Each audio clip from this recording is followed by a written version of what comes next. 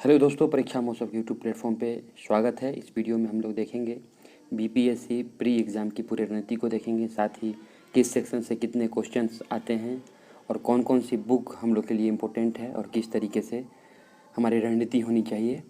तो आइए देखते हैं, पूरे वीडियो को ज़रूर देखिएगा। तो पहला मोस्ट इम्पोर्टेंट और बहुत बड़ा सेक्शन है वो हिस्ट्री का है। इससे 25 से 30 प्रश्न आने की संभावना रहती है। यह क्वेश्चन है, उसमें 5 प्लस माइनस भी हो सकता है। तो ये डेटा पिछले कुछ सालों के एग्ज़ामों को देखकर लिया गया है। तो सबसे पहले हिस्ट्री को हम लोग 3 सेक्शन में देखते हैं, मॉडर्न, मिडाइवल और एंशिएंट। तो सबसे बड़ा सेक्शन होता है मॉडर्न का, जिससे कि ज़्यादा प्रश्न पूछे जाते हैं। तो मॉडर्न में आप एनसीईआरटी पढ़ सकते हैं और साथ में घटना चक्र बहुत इंपॉर्टेंट है, क्योंकि ऑब्जेक्टिव क्वेश्चन आते हैं और वन लाइनर ज़्यादातर आते हैं, इसीलिए ये बहुत ही महत्वपूर्ण है, इसे करना ही करना है। अगर आपके पास समय है, अगर 2 साल बाद आप एग्ज़ाम देना चाहते हैं, तो कोई भी स्टैंडर्ड बुक, यानी कि आप कोई राजीव बहिर की स्पेक्ट्रम ले सकते हैं या फिर बिपिन चंद्रा की फ्रीडम इंडिया स्ट्रगल ले सकते हैं। इन दोनों बुक में से किसी एक का पूरी डिटेल से अध्ययन कर सकते हैं। अगर आपके पास समय का अभाव है तो एनसीईआरटी के साथ घटना चक्र को देख सकते हैं। सेकेंड आता है मिडाइवल से 4 से 5 प्रश्न रहते हैं, अक्सर देखा गया यही। तो इसमें लूसेंट और घटना चक्र इनफ है।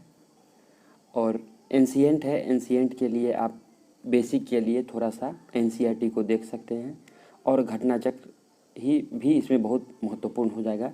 इसीलिए अगर आपके पास समय है तो एनसीईआरटी पढ़ा जा सकता है, क्योंकि यह बहुत पतली पतली किताबें हैं।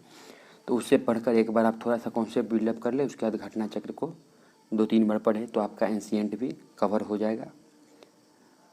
अब नेक्स्ट आता है मोस्ट इम्पोर्टेंट पार्ट है, वो साइंस है। पिछले 2 सालों से साइंस में 30 प्रश्न पूछे जाते हैं, जो कि बहुत ही महत्वपूर्ण है। तो इसके लिए घटना चक्र बहुत मस्ट है। फिजिक्स, केमिस्ट्री और बायोलॉजी से ज़्यादा रहते हैं, और फिजिक्स केमिस्ट्री से नॉर्मल मतलब अगर 30 प्रश्न पूछ रहे हैं तो 15 से 20 क्वेश्चन बायोलॉजी का रहेगा, और 10 के आसपास क्वेश्चन, 10 से 15 क्वेश्चन के आसपास केमिस्ट्री और फिजिक्स से रहेगा। तो केमिस्ट्री, फिजिक्स, बायोलॉजी सभी के लिए घटना चक्र है, चाहे आप किसी भी बैकग्राउंड से हो, साइंस बैकग्राउंड से हो नहीं हो, लेकिन घटना चक्र आप करेंगे तो आपका हो जाएगा अच्छे ढंग से। और घटना चक्र को अगर साइंस बैकग्राउंड से हैं तब तो फिर 1 से 2 बार कर लेंगे तो हो जाएगा, लेकिन अगर साइंस बैकग्राउंड से नहीं है तो 3-4 बार कर लेंगे। तो अगर 30 प्रश्न पूछे जाते हैं तो 26 से 27 प्रश्न अगर आप अच्छे से किए हैं तो एकदम घटना चक्र से बन ही जाना चाहिए। अगर आपके पास समय है तो एनसीईआरटी 6 से 10 पढ़ सकते हैं एक कॉन्सेप्ट बिल्डअप के लिए। ये कंपलसरी नहीं है मेरे तरफ से, अगर आपके पास समय है तो आप 6 से 10 तक का पढ़ सकते हैं। और ये इसे छोड़कर आप बीपीएससी प्री निकालने का कल्पना नहीं कर सकते, इसलिए साइंस को अच्छे से करें। साइंस बैकग्राउंड से नहीं है फिर भी करना पड़ेगा, क्योंकि 30 प्रश्न बहुत ही महत्वपूर्ण है, मायने रखते हैं 30 प्रश्न। उसके लिए घटना चक्र मोस्ट इम्पोर्टेंट है, उसे ही करें। अगर आपके पास ज़्यादा समय है तो एनसीईआरटी देख सकते हैं 6 से 10 तक। उसके बाद एक बहुत बड़ा सेक्शन आता है करंट अफेयर्स में बहुत सारे लोग कंफ्यूज रहते हैं, और करंट अफेयर्स से भी 30 प्रश्न पूछने की संभावना रहती है, नेशनल और इंटरनेशनल से। इसके लिए बहुत सारे मैगज़ीन हैं बाज़ार में, लेकिन आप लोग एसपीडी, ये भी ईयरली आती है, इसे आप लोग रेफ़र करें। और घटना चक्र की जो मैगज़ीन आती है ईयरली वाली, वो ले लेंगे तो आपको 1 साल का करंट अफेयर्स मिल जाएगा। एसपीडी में 1 लाइनर रहता है, और घटना चक्र में ऑप्शन के साथ उसका एक्सप्लेनेशन भी रहता है। तो ये दोनों बुक ले लेंगे तो आपको 25 से 26 क्वेश्चन के आसपास कहीं से भी नहीं छूटने वाला है।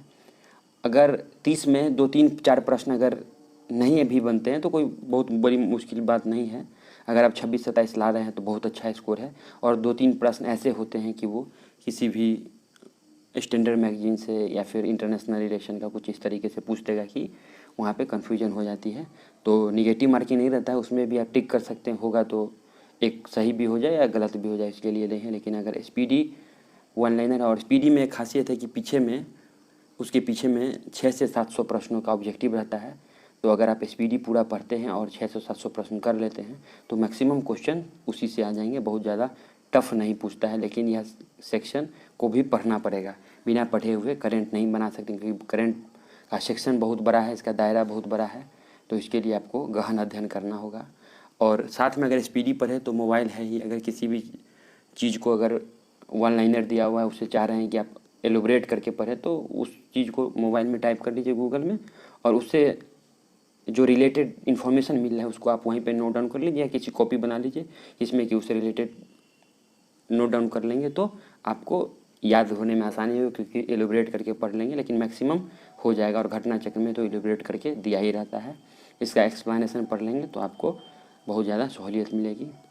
अब एक और सेक्शन है, वो भी बहुत बड़ा सेक्शन है, बिहार विशेष, बिहार स्पेशल। इसके लिए बहुत सारे लोग कंफ्यूज रहते हैं बिहार स्पेशल के लिए, और इसका कोई सटीक मार्केट में अवेलेबल नहीं है मटेरियल। तो बिहार स्पेशल में हिस्ट्री पूछता है, एक सेंसस रहता है, इकोनॉमिक सर्वे से क्वेश्चन रहता है, बजट से क्वेश्चन रहता है, ज्योग्राफी में जैसे रिवर, झील, कुंड, जलप्रपात और करंट अफेयर्स रहता है। इसमें भी सबसे ज़्यादा जो मोस्ट इम्पोर्टेंट है वो हिस्ट्री है। तो इसके लिए आप बिहार एक परिचय इम्तियाज़ अहमद की आती है, 50 पन्ने में पूरा एंशिएंट, मिडाइवल और मॉडर्न हिस्ट्री जो कि बिहार से रिलेटेड है सारा कुछ लिखा रहता है, अच्छे से दिया हुआ है। आप 1-2 बार पढ़ सकते हैं, और 1-2 बार पढ़ने के बाद आप प्रीवियस ईयर जितने भी आज तक प्रीवियस ईयर में बिहार स्पेशल से क्वेश्चन पूछेंगे उसे कर लेंगे, और आप देखेंगे कि 67, 66 का, अगर 65 का क्वेश्चन निकाल के देंगे तो देखेंगे कि पूरा प्रीवियस ईयर से ही रिपीट करता है। अगर 8 से 10 क्वेश्चन पूछते हैं हिस्ट्री से बिहार से रिलेटेड, तो उसमें आपको लगभग 12 के 12 क्वेश्चन रिपीट मिल जाएंगे। आप 60 से 62 तक देख लें, 63 का देख लें, और 64 का, 65 का, 66 का देखेंगे तो क्वेश्चन रिपीट ही रहेगा। सेंसस है, सेंसस आप लूसेंट की एक आती है बिहार स्पेशल करके, उससे भी देख सकते हैं या इंटरनेट से भी डाउनलोड कर सकते हैं। इकोनॉमिक सर्वे किसी मैगजीन से भी देख सकते हैं, और या फिर आप किसी मैगजीन से भी देख सकते हैं, या फिर बिहार सरकार के वेबसाइट से डाउनलोड कर सकते हैं। बजट में भी वही है, किसी बुक में अगर उसको कंसाइज करके दिया हुआ है तो देख सकते हैं, अन्यथा आप अगर विलिंग हैं तो आप इंटरनेट से भी उसे डाउनलोड कर सकते हैं। इसके लिए आप ज्योग्राफी, जो रिवर, झील, ये सब है, इसके लिए आप लूसेंट का जो बिहार स्पेशल आता है उसे पढ़ सकते हैं। उसमें कॉलम बना करके अच्छे से दिया हुआ है। और करंट के 1-2 प्रश्न, 3 प्रश्न पूछे जाते हैं बिहार करंट से, उसके लिए आप न्यूज़पेपर अगर पढ़ रहे हैं रेगुलर तो उससे हो जाएगा, या मेरे चैनल पर मंथली कराया जाता है उससे भी आपका हो जाएगा। और इसके लिए इतना स्ट्रेस नहीं लेना है, बन जाता है ये करंट अफेयर्स बिहार से रिलेटेड। तो इसके लिए आप यही करें, और ये प्रीवियस ईयर ज़रूर करें। इम्तियाज़ अहमद पढ़ने का प्रीवियस ईयर आप अगर देख लेंगे, अगर 30-40 प्रश्नों का संग्रह है, उसे आप एक कॉपी में नोट डाउन कर लेंगे तो, और उसके बाद जब क्वेश्चन देखेंगे तो आपको बिहार से रिलेटेड मैक्सिमम क्वेश्चन बन जाएंगे। और बिहार का जो एंशिएंट है उसमें मौर्य काल, पाल कालीन के समय का, फिर बुद्ध के बारे में ये सब चीज़ें हैं। तो ये सब चीज़ें आप ऑलरेडी हिस्ट्री में भी पढ़ेंगे, और बिहार में भी मगध पढ़ेंगे, चंपा पढ़ेंगे, वैशाली पढ़ेंगे, तो ये हो जाएगा। और क्वेश्चन मैक्सिमम रिपीट करते हैं, धर्मपाल, विक्रमशिला का स्थापना किसने की थी, इस टाइप के, नालंदा विश्वविद्यालय की स्थापना किसने की थी, ये सब क्वेश्चन रिपीटेड क्वेश्चन है, बार बार पूछे जाते हैं।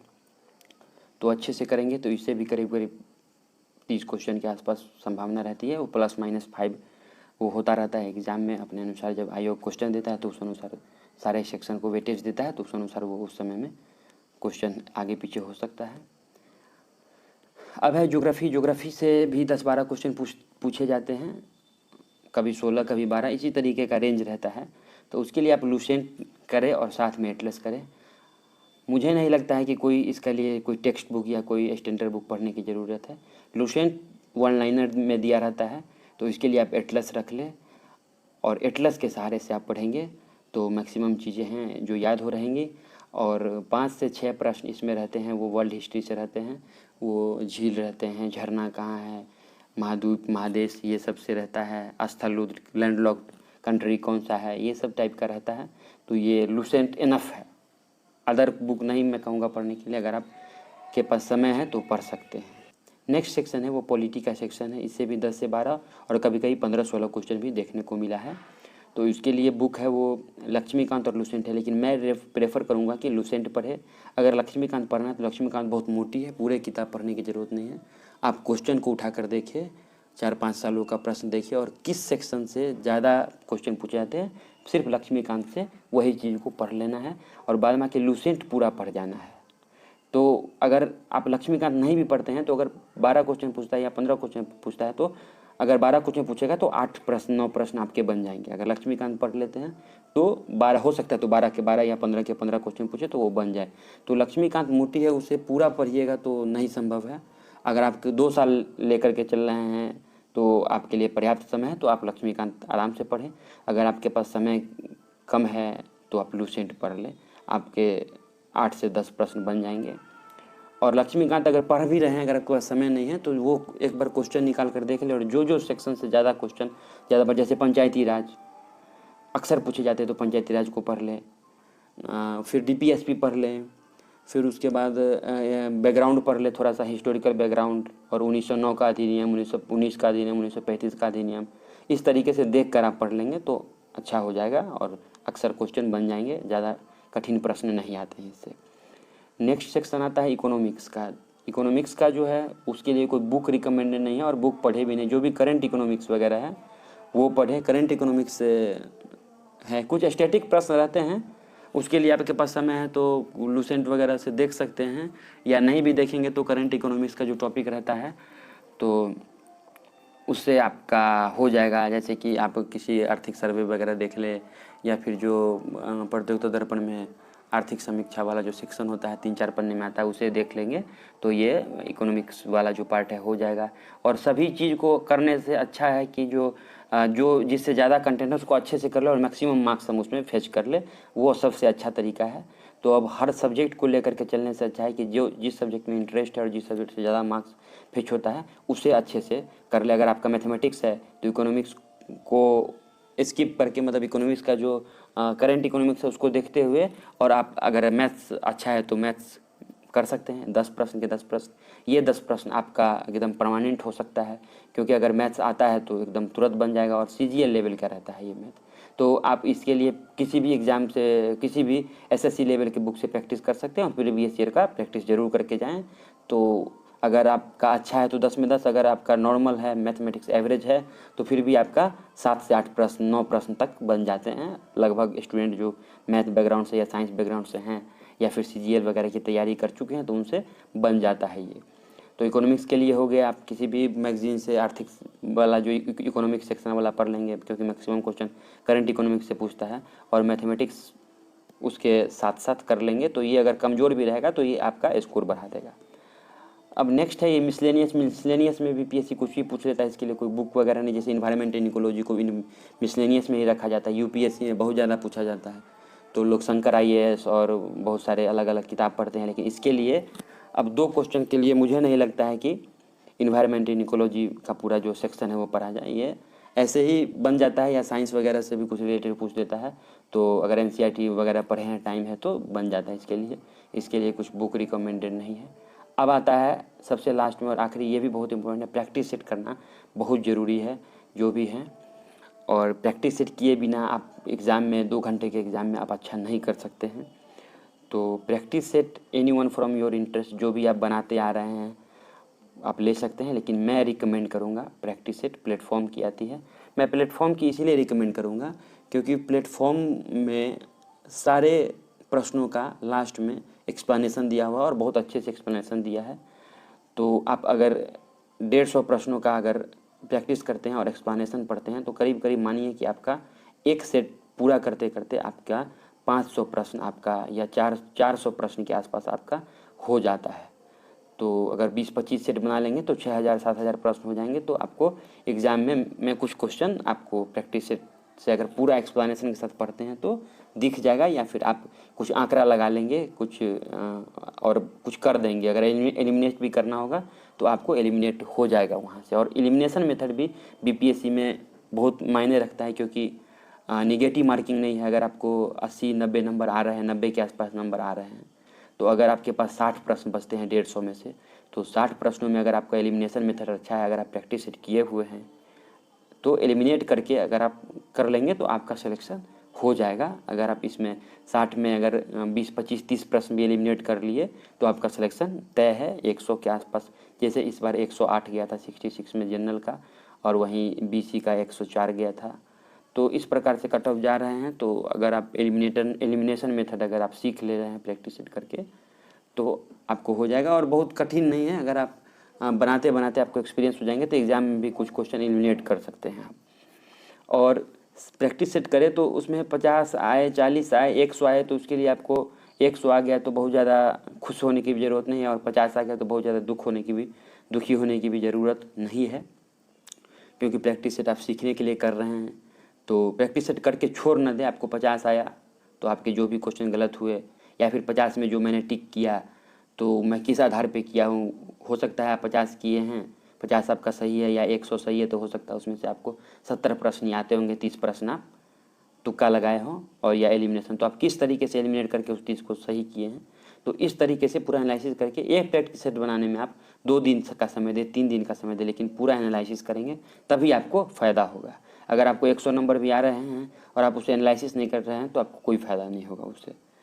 तो यही था बुक लिस्ट, और बुक के चक्कर में बहुत ज़्यादा ना पड़े, और जो जो बताया गया है उससे के साथ स्टिक रहेंगे तो अच्छा होगा आपका प्री एग्ज़ाम।